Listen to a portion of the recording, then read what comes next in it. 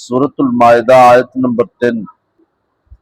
حرمت علیکم المیتۃ والدم ولحم الخنزیر وما اہل لغیر اللہ بہ والمنخنقۃ والموقوذۃ والمتردیۃ والنطیحۃ وما آکل السبع الا ما ذکیتم، یہ تو کل پڑھ لی وما ذبح علی النصب وان تستقسموا بالازلام ذلک فسق اليوم یئس الذین کفروا من دینکم فلا تخشوهم واخشونی اليوم اکملت لکم دینکم واتممت علیکم نعمتی ورضیت لکم الاسلام دینا فمن اضطر فی مخمصۃ غیر متجانف لإثم فإن اللہ غفور رحیم۔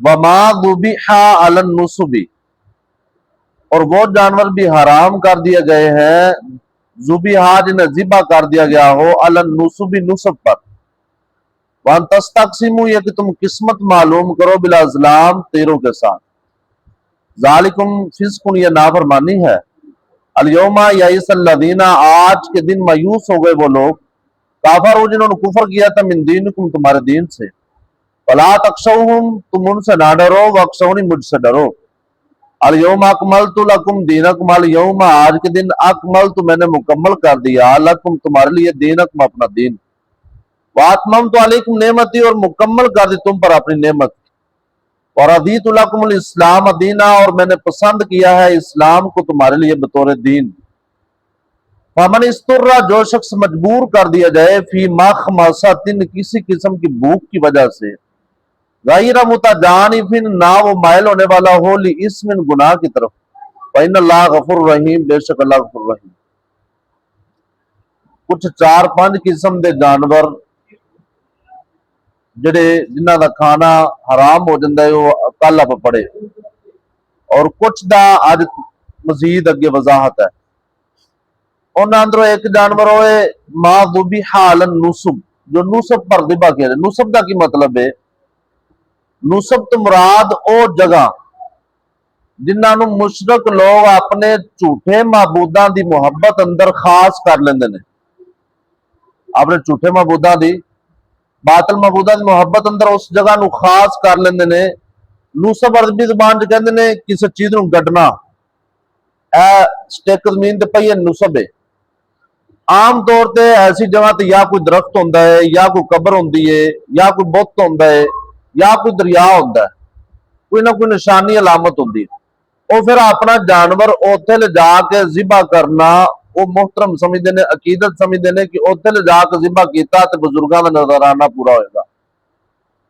تو فرمایا کہ جو ایسی مشرکانہ جگہ تے جو جانور ذبح کیتا جائے جتے مشرکان جڑی جگہ نو خاص کیتا ہے اپنے ذبح واسطے، وہ بھی جانور حرام ہے، چاہے اندر گلے تے چھری پہن لگا تسی بسم اللہ اللہ اکبر پڑھی لو پھر بھی حرام ہے، کیونکہ جدو تسی جانور کرو لے کے ٹرے جے نیت کی سی کہ بابے دے نام دی نظر دینی ہے، لہذا اللہ دے ہاں نیتاں دا اعتبار ہے، زبان دا نہیں، زبان تو جو بھی بولو۔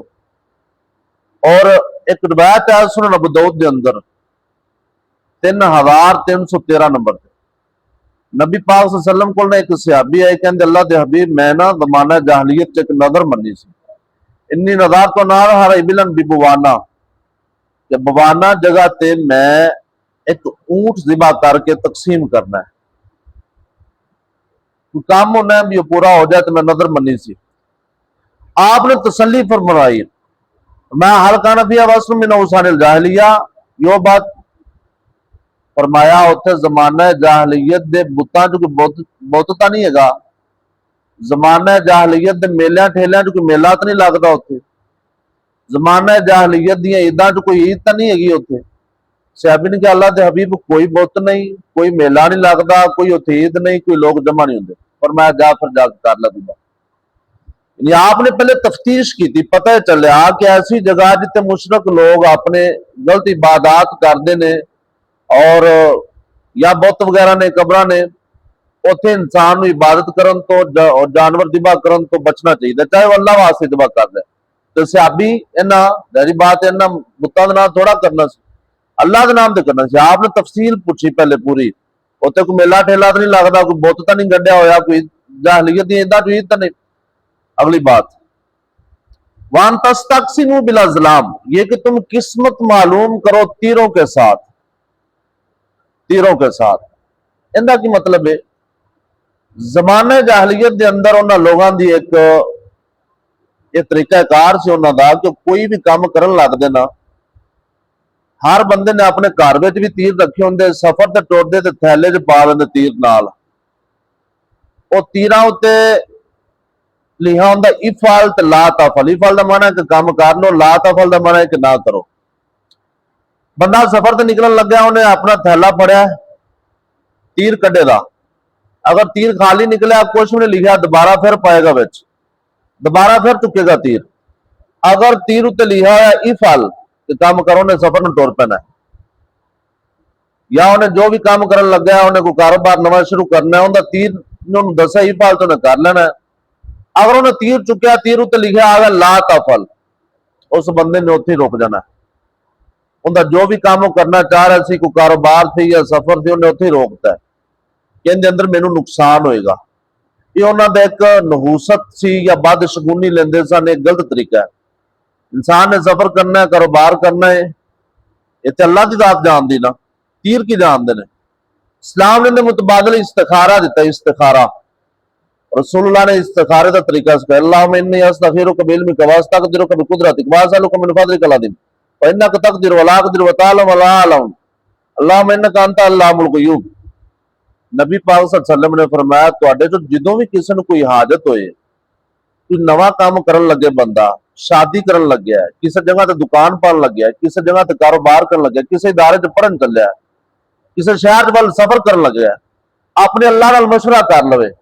اللہ نال مشورہ کیویں کرنا ہے؟ 24 گھنٹے چوں کوئی ٹائم خاص نہیں, کسی بھی ٹائم تے 2 رکعت نماز پڑھے, نماز پڑھن تو بعد اللہ کو دعا کرے, اللہم انی استخیرک بعلمک واستقدرک بقدرتک واسألک من فضلک العظیم. کی مطلب اللہ میں تیرے نال مشورہ کردا پیا, میں تیرے نال استخارہ کردا پیا تیرے علم دے مطابق, تو جاننا میں نہیں جاندا, انت تعلم ولا علم انت علام الغیوب, تو غیب دا مالک ہے, انک تقدر ولا اقدر, اللہ تو قدرت تے طاقت رکھنا ہے, جو میں کام کرن لگا ان دے اندر مینوں نفع پہنچا نقصان میں نہیں طاقت رکھدا.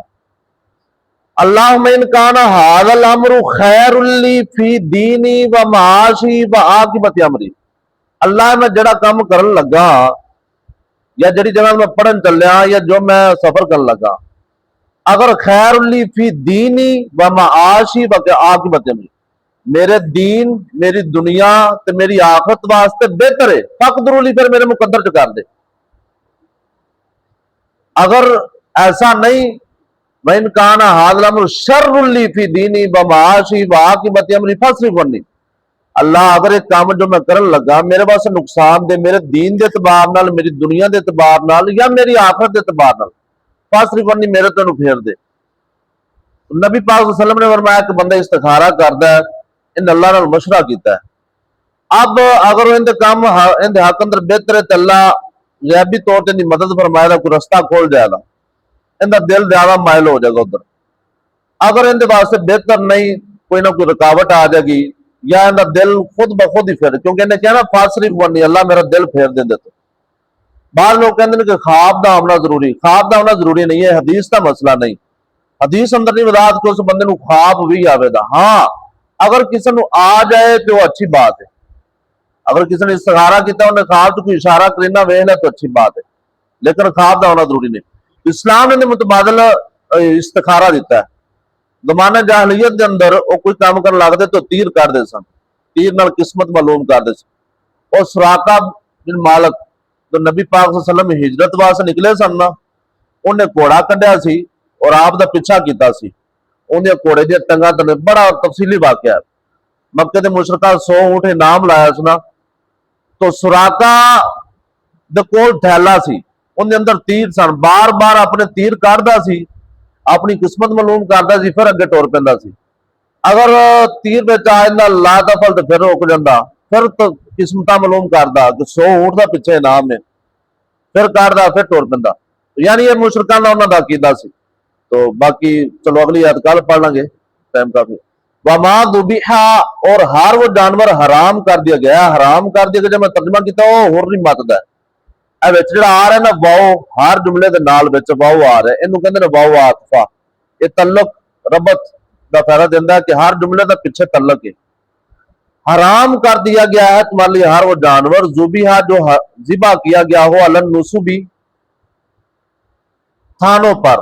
عربی اردو چندہ ترجمہ کہتے ہیں تھان بھی آستانہ آلیہ بھی کہتے ہیں یا مشرکوں کی خاص جگہ.